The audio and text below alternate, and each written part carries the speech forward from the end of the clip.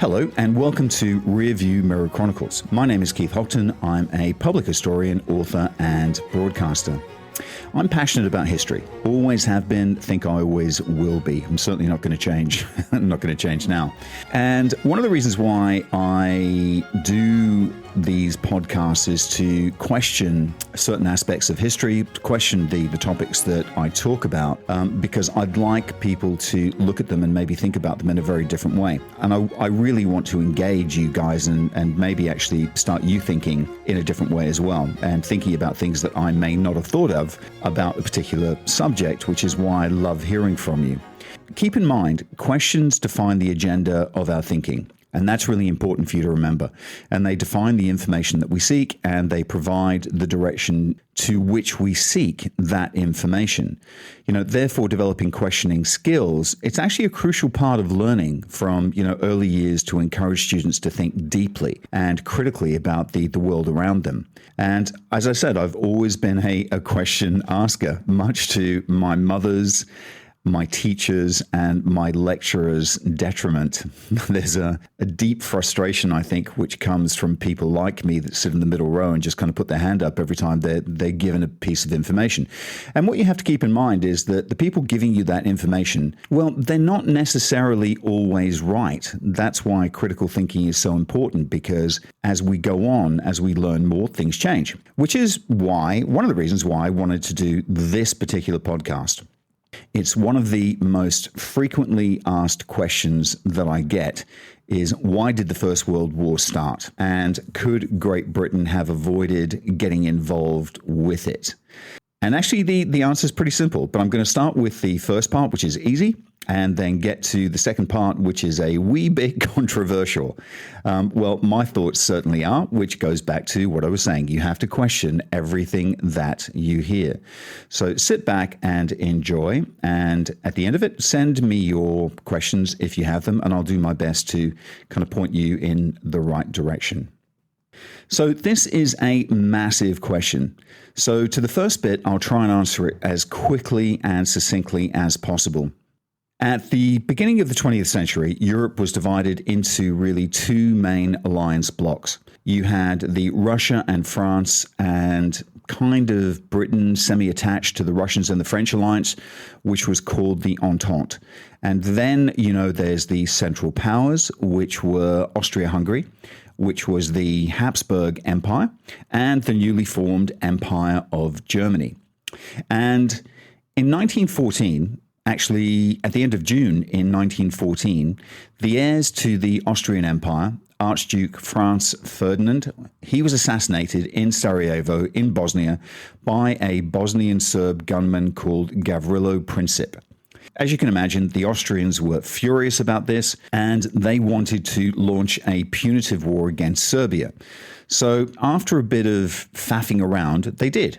And they got the Germans, their friends, to sort of underwrite it, who said, yeah, go ahead and we'll support you. So the Austrians attacked Serbia. Russia, which saw itself as the Serbian protector, objected to this, and they declared war on Austria, and they mobilized against her.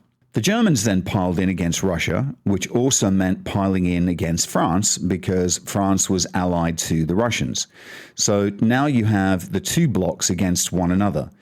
And then there's a little bit of dithering for a couple of days while everybody kind of wonders what Britain's going to do, because Britain is close friends at this stage with the French, but not necessarily formally bound to intervene alongside them. And to be truthful, there's a bit of a debate that goes on in Britain, but then everybody's minds are made up because the Germans, in order to deal with the French, decide to go through neutral Belgium, which by treaty they're not actually allowed to do. And under the same treaty, Britain feels duty-bound to intervene and look after the Belgians. So over they go, across the channel, and the rest, they say, is history. Personally, I think Britain should have stayed out of World War I. And when I did O-level history and then A-level history, I pushed that theory pretty heavily. And I think it's the reason that I was actually given a B instead of an A. Well, maybe not. Because all it did was cause another world war. And that thesis, I'm not alone in thinking that. That thesis has actually been pushed very heavily by a historian that I admire quite a lot by the name of Neil Ferguson. So the question then comes up. Well, I guess the main question that comes up is, what would have happened had Britain stayed out of the war? Keep in mind, that could easily have happened. Britain could easily have not gone to war. So right up till really the very beginning of August 1914, the people in the Liberal government at the time, many of them thought Britain shouldn't get involved. And some of them even said, if the Germans are going to go through Belgium, if they only go through the bottom of Belgium, if they just pass through, if they just cast a shadow, and they don't make a great fuss about going through Belgium, maybe we can kind of let them get away with it. And Winston Churchill, who was a great warmonger, said, if they only just passed through Belgium, just a little bit, then maybe there's not really a cause for war. So Britain could easily have not become involved. And the reason they did was because people thought it was the least worst option, as is the case for all things, right? I mean, people just thought, well, you know what? If we don't do it, if we don't intervene and the Germans win, they'll be the masters of Europe, we'll be isolated, they'll have all the channel ports and we'll be sort of squeezed out and we'll lose our empire. Which was basically the consideration at the back of people's minds. We can't lose the empire. We can't let the Germans win. Now, as it happened, Britain did lose their empire. They lost it, 50 years later. And Germany right now is by far the leading economic power in Europe, in continental Europe.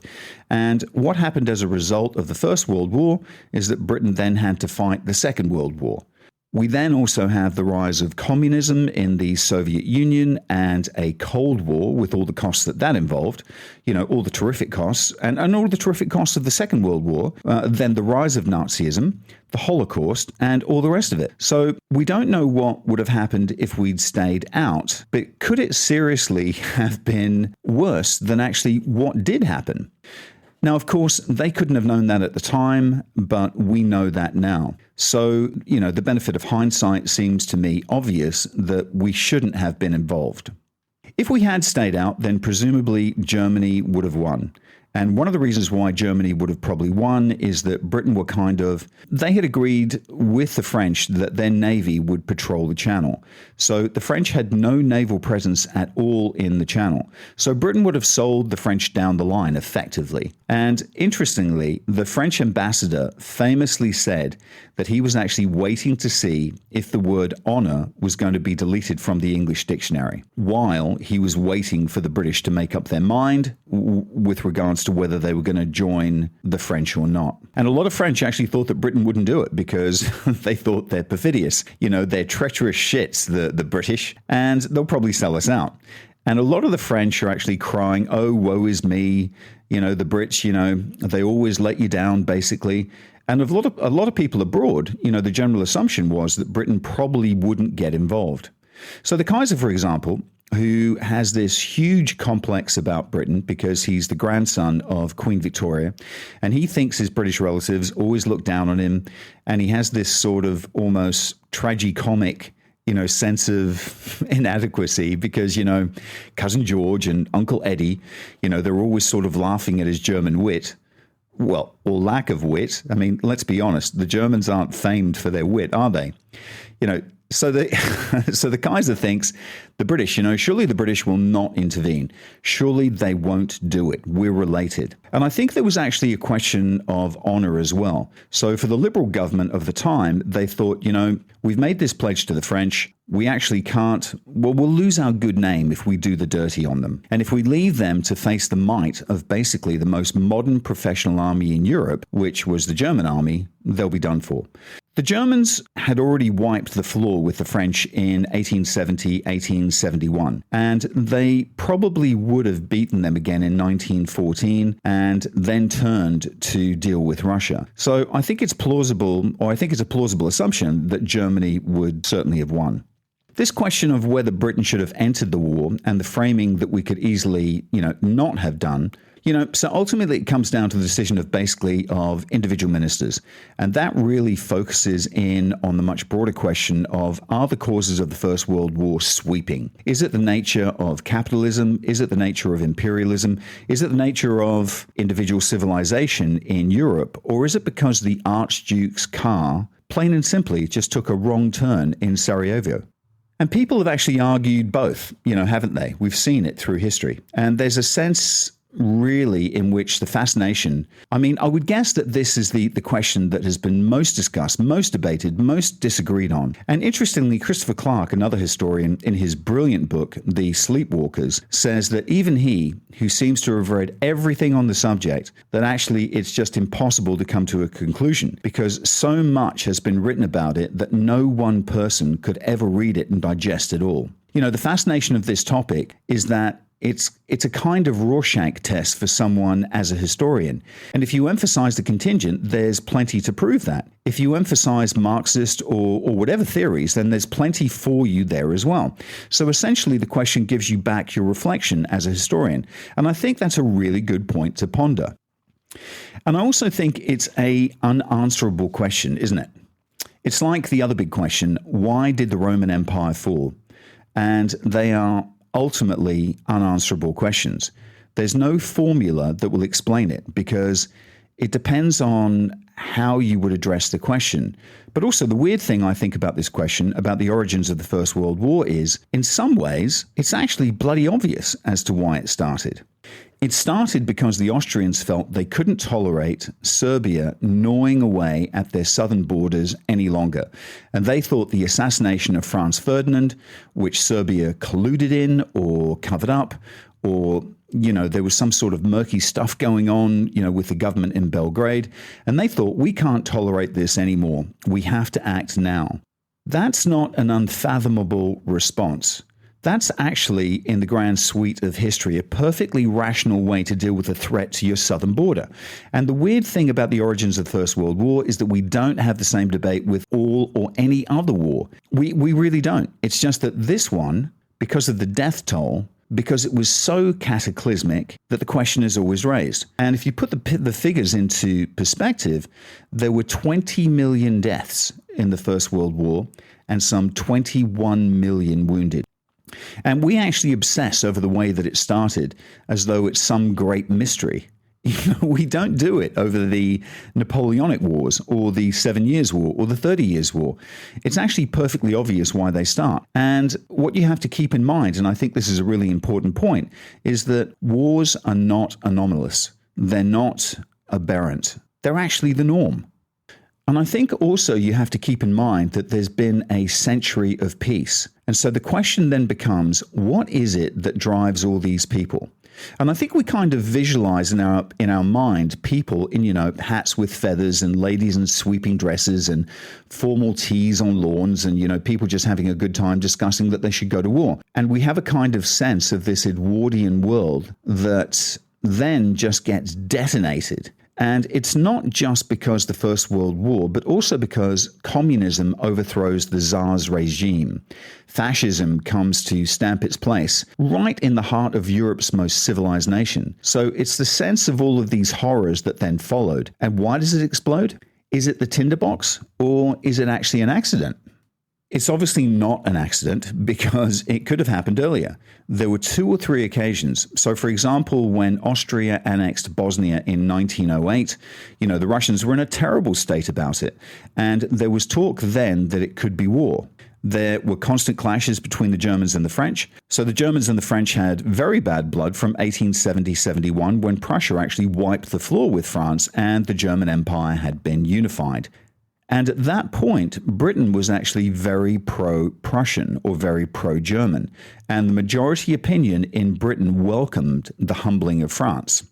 And Britain changes for an obvious reason. They change because Germany becomes too successful. So, the French were our number one enemy for forever, right? I mean, the British have hated the French for over 1,000 years and the French, vice versa. And in fact, A very good example is by a man called William Lequex, who was an Anglo-French journalist and writer. He was also a diplomat, a traveler. He traveled extensively through Europe and the Balkans and then North Africa. He was also a flying buff who officiated at I think it was the first British Air meeting at Doncaster in 1909. And he was a wireless pioneer who broadcast music from his own radio station long before radio was generally available. For those of you listening in who don't know what a wireless is a radio. They used to call it wireless, but that's a radio. And he actually writes these amazing invasion stories. So effectively fantasies, basically about Britain being invaded. One of the ones that I read over and over again as a kid was the Battle of Dorking, and there were a number of others and that kind of thing. But his most famous one is called the Invasion of 1910, which was actually commissioned by the Daily Mail. And, you know, he basically had the Germans invading Britain and going through town after town. And what was really interesting about this was that the Daily Mail said to him, when you write this, you have to have the Germans invading towns with a very high Daily Mail circulation. So the Daily Mail actually did some amazingly famous scaremongering. But here's the thing, it sold over 1 million copies, which tells you how popular it was. And keep in mind that in Britain at the time, there were only 38 million people. So that's a huge circulation. But his first edition of it, you know, he'd based it on an earlier book that he'd written, was that it was actually the Russians and the French that had invaded Britain. But the reason why he changed the villains to Germany was because Germany had actually overtaken Great Britain. German manufacturing had overtaken Britain economically. The Germans had strived to compete with the UK in building their navy, and they were in the process of building lots and lots and lots of dreadnoughts. And the Kaiser, at the same stage, was doing all this mad posturing and strutting around and moaning about his relatives. People had turned against Germany, and Germany had actually become public enemy number one, whereas previously it had been France. One reason we were allied to France, you could argue, is because the French had declined a bit in the League of Table of Nations. You know, they'd gone from being number one to number two to number three to number four, and they were actually the obvious people for Britain to ally with rather than the Germans, which might have been the case earlier on. And the Ferguson argument is that Britain didn't ally with Germany because actually the Germans were too strong. And there is a bit of truth in that. We ally with the Russians in particular because we're frightened of them. The Brits are actually frightened of the Russians. So it's a kind of appeasement because in actual fact, Russia is the only country then that had the ability to sweep down through Afghanistan into India. And at this moment in time, everything revolves around keeping India. In this day and age, it's actually very hard to understand, and we don't.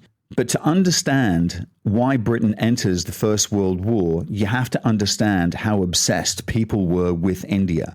India is the jewel in the crown.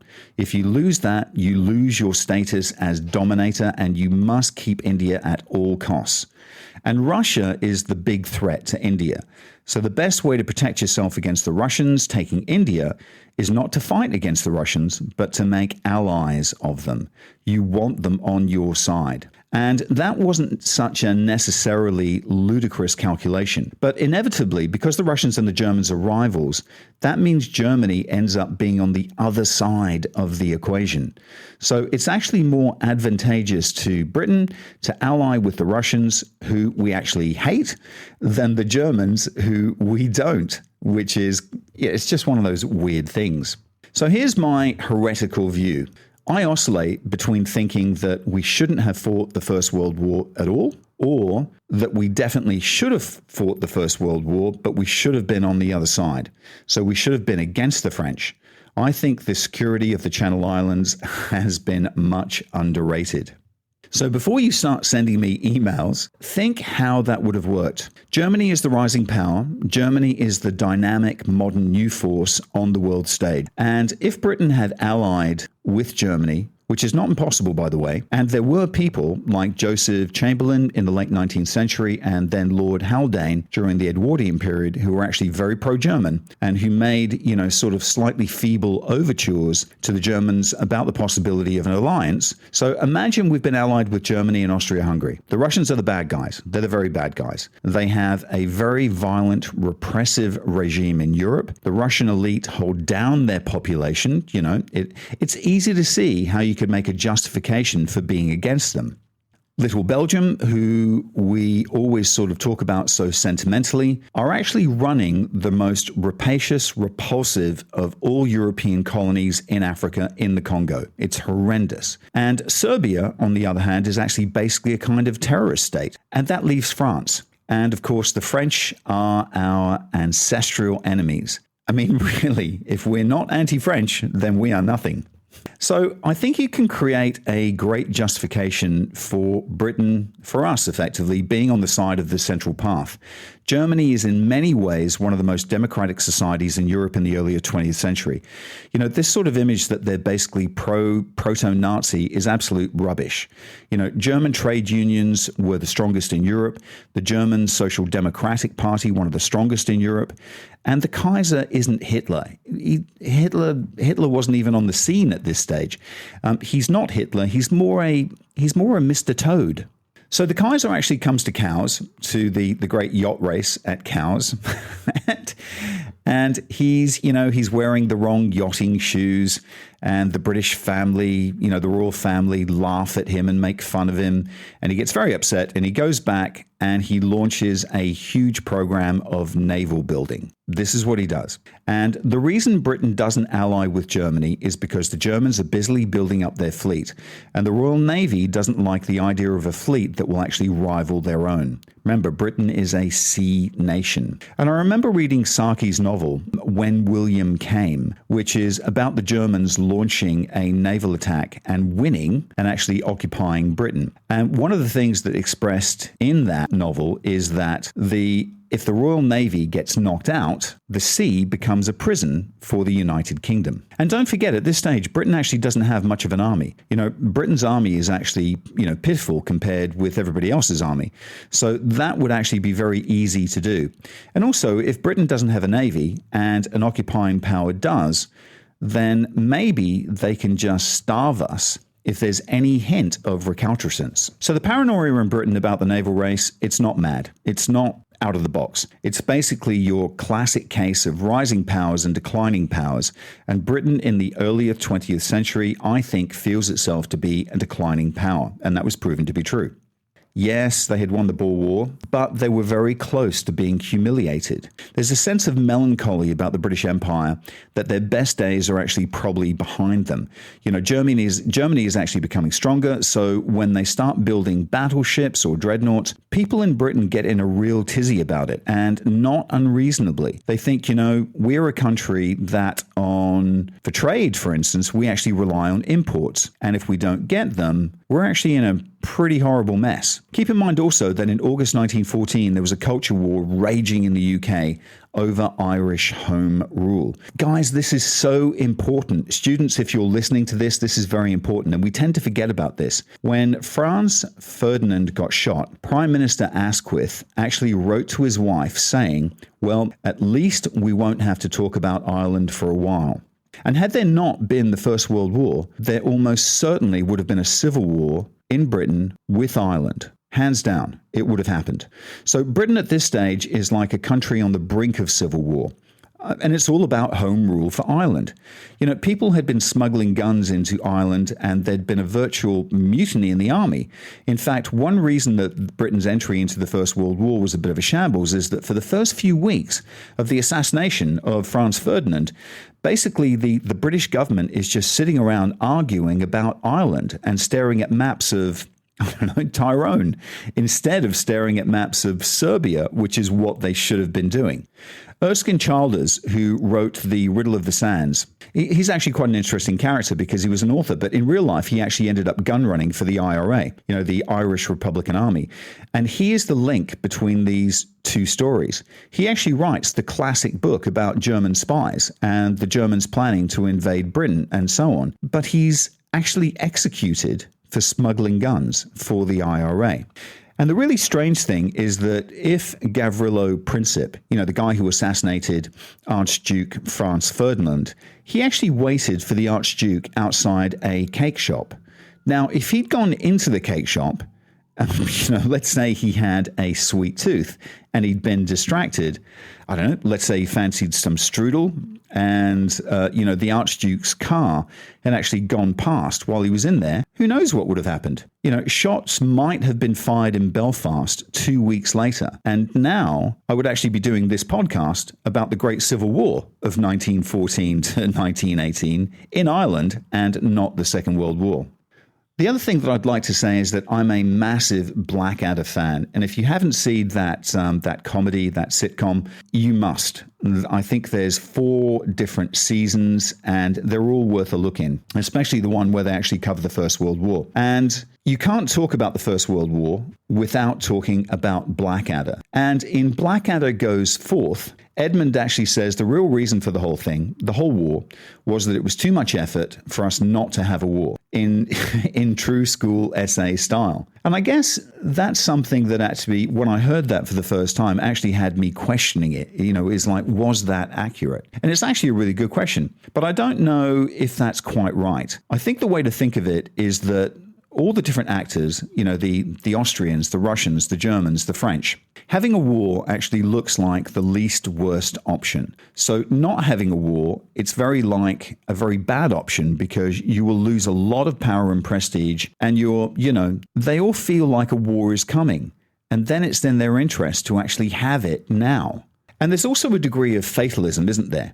And I've talked about, the fiction, the books in this podcast and the effect that this must have had to kind of numb the general populace to the prospect of it, or at the very least, familiarize them with it. So the general population think that there will actually be a war. So the German generals all think there is going to be a war with Russia, and a lot of them think we should have it now, because Russia is rapidly industrializing, building railways, and becoming much more sort of developed and modern. And that basically, if we fight them now, we could win. If we leave it till 1925, we could lose. So we're going to fight them now, and we're just going to get it over with. This is the time to do it. And that's what the Austrians think. They think if we don't fight Serbia now, we'll be in a weaker position when we do fight them in the future. And all of those people have sort of striven very hard to find psychological reasons for that. But to me, it's actually very obvious. Guys, wars do happen. I mean, look at the current era and age where we are. Wars happen all the time. But also, to what extent is the image of, kind of mountaineers linked by ropes an accurate one? I've got a friend who does amazing analogies about all these sorts of things, and I keep on saying to her that she should be printing T-shirts with these analogies. So this is one I'm going to throw in. So when you're thinking about mountaineers, when one falls off because they're roped together, another one falls off, and then another one falls off. I mean, Britain could easily not have joined the war, but this mountaineering theory is actually what happens, isn't it? It's easier to kind of just follow the guy who's already fallen into the abyss because you're joined by a rope, and then to try and cling on. And I think that's definitely true for Germany. So once Austria was fighting, Germany absolutely had to get involved. And I think to me, and maybe some people who disagree with this, but to me, the real break moment, the real moment when you think you didn't have to do that is Russia. Russia could have let Austria fight Serbia and not intervened. They didn't need to. It wouldn't have been the end of the world for the Russians. They could have just let it go and let it be a little local war, but they felt for reasons of prestige and status, and because they were worried, and they had their eyes on Constantinople, which was their long-term goal, they thought, now, you know what, we can't let this go. We have to get involved. And they actually thought that they had appeased the Austrians too often. And that actually touches on two other very popular theories for why the First World War happens. One is the Ottoman Empire, the sick man of Europe, that it's seen to be in an advanced state of disintegration, and the jackals are actually circling. They want to carve bits off. They're snapping at the Ottoman Empire. So that's part of it. And the other one is that Russia mobilizes. Russia is a vast, kind of ponderous beast. But the moment she starts to mobilize, she becomes impossible to stop. And the Ottoman Empire is breaking up for sure. They were the Balkan Wars of 1912 to 1913 and the emergence of Albania and, people fighting over Macedonia. So, yeah, when the empire starts to break up, countries start to fight for their remains. And that was always going to happen with the Ottomans. Russia has to mobilize because it's so big, it's so ponderous, and they have to do it early. And when they did it, and this is really interesting, the Tsar actually didn't want to sign the order. He resisted and resisted and resisted, and he said to his generals, when we do this, it will be very hard to stop it. Interestingly, diplomatic efforts are actually happening at this stage as well, with the Germans furiously telegramming the Russians. And there's a lot going on behind the scenes. But here's the thing, right? When one country tools up or when one person tools up, you have to do it as well. So there's telegrams that the Kaiser sends to Tsar Nicholas and vice versa. And they're called the Willy Nicky telegrams. They start off, saying, we're great friends. We've always been pals. Let's make sure this doesn't happen. I'm going to do my best to make sure it doesn't happen. I hope you're doing your best to make sure it doesn't happen. But as they are saying this, their generals are putting the machinery into place to do exactly what their telegrams are saying they are not going to do. And that's the thing, isn't it? As I mentioned, when one person starts to tool up, you have to do it too.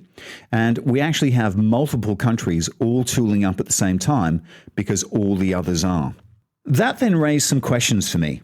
Did the First World War cause Europe to stop being the center of the world? Should the Australians, the Kiwis, and the Pacific Islanders have been in the First World War in the first place? And I think the answer to that is easy. It's a world war. So just as the ropes of alliance pull European powers into war, so also do the ropes of dominion status and so on pull Canada and Australia and New Zealand and indeed India and the other colonies into fighting in Europe. I mean, they had to, really. They're part of the empire. And it has actually happened before. This isn't an anomaly, so it's not the first time. It happened in the 7 Years' War and the Napoleonic Wars. And there was never a sort of, you'll stay out of it because you're 1,000 or 10,000 miles away and let the powers in Europe just get on with it. I mean, the colonies had been dragged into all of those conflicts and they would continue to be. Anyone who's read the Patrick O'Brien books, and I have to say, I am a massive fan of Patrick O'Brien, and he's a great friend of the show. And he writes these incredible books that are set in the Napoleonic Wars. And I absolutely love them because he describes everything in such a way that you can imagine yourself being there. And that's the sign of a great author to me, an author that can actually pull you into the story and have you imagining being there with them. And what happens in his novels is that wars are actually fought on the other side of America or, somewhere that you've never even heard of. And what he's alluding to is that there have been global wars before. And I go back to that this wasn't the first global war and not the first war in which colonies had been involved. The 18th century is actually full of sort of proxy wars and colonists fighting each other in North America and stuff. So it was inevitable. It could never be otherwise. And there is the argument that there's another cause of the First World War, and that is that the colonials, the European colonial powers are actually honing their ability to fight in the colonies, which is readying them for this. And in one way, I think, one of the great novels about the First World War is actually written in the late 19th century. I think H.G. Wells's War of the Worlds is about world wars. And if you think about his novel, it's actually a kind of portrayal of an immensely superior power virtually incinerating, the United Kingdom. And at the beginning of the novel, Wells overtly compares what the Martians do to what Britain has actually done to the Tasmanians. Interesting, isn't it? And if you're not familiar with that, basically the British actually exterminated the entire Aboriginal population in Tasmania down to a man, woman, and child. They literally went to Tasmania and wiped the local indigenous population out. And I think clearly the First World War devastates Europe's financial, economic, cultural, moral powers. But there is an argument that it's the empire striking back. It's the colonies striking back. It's a kind of tragic payback for what the colonial powers have been doing in, say, Africa, for instance. It's not like European powers needed to hone their killing techniques either in Asia and Africa. The Napoleonic Wars are a prime example. The Crimean War is another example. The Franco-Prussian War, another example. The European powers actually proved themselves eminently capable of killing each other on the European battlefield. And let's go to another question, because in a sense, this is again about the mirror that literature has held up to war. And I have to take you back to Blackadder. Blackadder has kind of distorted our views of the First World War. It's been very helpful in our understanding of it, though. And not just Blackadder, but also the First World War poets. Oh, what a lovely war. Lions led by donkeys, that whole tradition.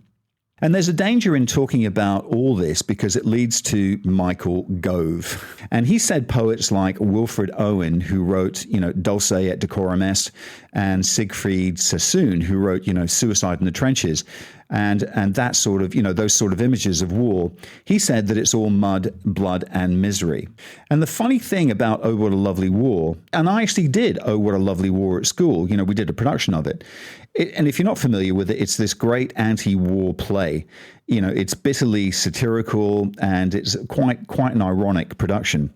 Oh, What a Lovely War actually firmly implied that the conflict was caused by the stupidity and the cupidity of the European upper classes, and that the British ruling elite had exploited the working class and through bungling mismanagement had slaughtered men in their hundreds of thousands. And there's a great real story of a group of World War I veterans going into an early performance. And the story is, they sat through it. There was a lot of songs, and the songs are meant to be ironic because they're all about to die. But interestingly, the veterans didn't see it that way at all. They actually sang along very happily with the songs. And then afterwards, they went to the bar and they weren't standing around traumatized saying, oh, I never talked about this and I never talked about that, but I'd like to cry on your shoulder. They're actually telling each other anecdotes about the people who they served with, who perhaps had their hands blown off, or, Johnny next to me, who had his leg shot off, by a German. And then we were playing football with him, with them, a week or so later, and that kind of thing. So the idea that people hated it, and a lot of people actually wrote home and said that they were enjoying themselves in the war because their life back home in the factories was so grim. But you know what? I actually don't buy the muddy, bloody war story. I think that's all balderdash. I don't think it was all mud, blood, and misery. I mean, it just wasn't. And there's lots of aspects of the war that I haven't talked about. The war in Italy, the war in the Middle East, the war in the air. There's much more to it than bloody baldric in the trenches, which is what a lot of the First World War is actually reduced to. If the UK had actually stayed out of the First World War, I guess this is another question that kind of ponders as I'm going through this. Would it have been a return of the 1870-71 Franco-Prussian War? And would a German victory have been worse for the United Kingdom? And when you think about that, what's the worst thing, the absolute worst thing that could happen? We have a big economic competition with the Germans in the 1920s and the 1930s. I mean, maybe we even fight a war with them, but that's a worst case scenario. But guys, we did that anyway. So the other question that came up was, do we know what the German plans for victory were? Did they want an economic community? Basically, the thought process is that they did. They did want that, but we don't know. I think most people regard that as a bit of a stretch. I think the truth is they went into it without great plans. And then once the war started, they started to develop, a statement of warnings, which were very punitive. And I think they basically wanted to turn the Low Country into a kind of German fiefdom, and they wanted everybody to be in a German-dominated, kind of customs union. What are their plans for France? Well, France would have been reduced to a kind of German satellite state. And for Britain? Well, if Britain had been defeated, what would they have done then? I actually don't think they had clear plans for Britain. Clearly, Britain would have given up lots of its empire. They would have demanded the confiscation of colonies, for sure. Whether Britain would have had to take part in some German economic union is actually hard to say. But of course, the truth with all these things is that what resulted at the end of the war was never what anybody had actually planned. So, I mean, Britain actually didn't get exactly the results after the First World War that they thought they had got and would have got beforehand because they didn't realize what the clear plans were. people's war plans are always changing. And by 1918, 1919, and the emergence of a revolution in Russia and the fears of the spread of Bolshevism, this effectively means that everything, even if you had best laid plans, would be thrown into confusion. Lenin's view on it was that it was the kind of end of times for capitalism and imperialism. And that wasn't a prediction that really worked out. And I don't think that it's a result of the search for profit and the search for markets and all that kind of stuff. It's the necessities of a result of imperialism. I don't need to go down this sort of Marxist line to explain it. I think it starts for the reason most wars start, which is fear. I don't think wars start generally because of greed, because of hatred, or because of any of those things. And I think this is still an important argument that you can use now. I think they generally start because people are afraid, and they think that war is the least worst option. Because if you don't choose war, you will be poorer or weaker, or your enemies will attack you. I mean, that's the classic reason that you think they're going to fight you. So you do it first. And I think those are the real reasons. There's also an argument, isn't there, that people quite wanted it. People actually were quite excited about war, that people felt that a century of peace had been far too long. And, for some people, that's quite true. It was time for a rematch. If you've ever read some of these Italian futurist poets, for example, and don't laugh, we all do at some stage, they were actually itching for it. Rupert Brooke in Britain, something about swimmers leaping into water and washing away the kind of dirt of simple, ordinary, civilized life. People kind of bought that idea. There was this sort of cult of violence. I think, although plainly it's also the case that people didn't entirely understand what a calamity it was going to be. The really famous Edward Grey thing where he talked about the lights going out over Europe and we won't see them lit again in our lifetime. That's nothing if not a statement that this is going to be a calamity beyond our imaginings. So it's kind of a strange mix of jingoism and of bleak horror. And actually, everybody who knew anything about it, so, all the people who were the policymakers, they all knew how terrible this war was going to be. So the German generals, for instance, Helmut von Moltke, for example, the German chief of staff, he had actually told the Kaiser a couple of years before, when there is a war, it will be absolutely awful. And even if we win, we will come out of it exhausted and poorer. And it will be incredibly draining, and we will be a different country afterwards. So they didn't go into it thinking it was going to be a jolly kind of flag waving, it was going to be, sort of an Easter pageant. They didn't think mostly that it was going to be over by Christmas either. Some of the soldiers did, some of the ordinary soldiers definitely did, but none of the generals really think, oh, this is going to be easy. This is going to be a walk in the park. Of course they didn't. They're not idiots. There's this sort of image that we have, it's the Blackadder image, that the people in charge are really foolish. And it's actually the ordinary people who are really smart and clued up. And I think that image is completely wrong. The ordinary people that went off to war actually had no idea, where they were going or what they were doing or what they were fighting for. There are these real stories about peasants in France or in Russia, coming in from their fields and they're told, we're at war. You have to go and fight now. Well, they don't know who they're fighting or what they're fighting for or who they're fighting against. This is a whole mystery to them.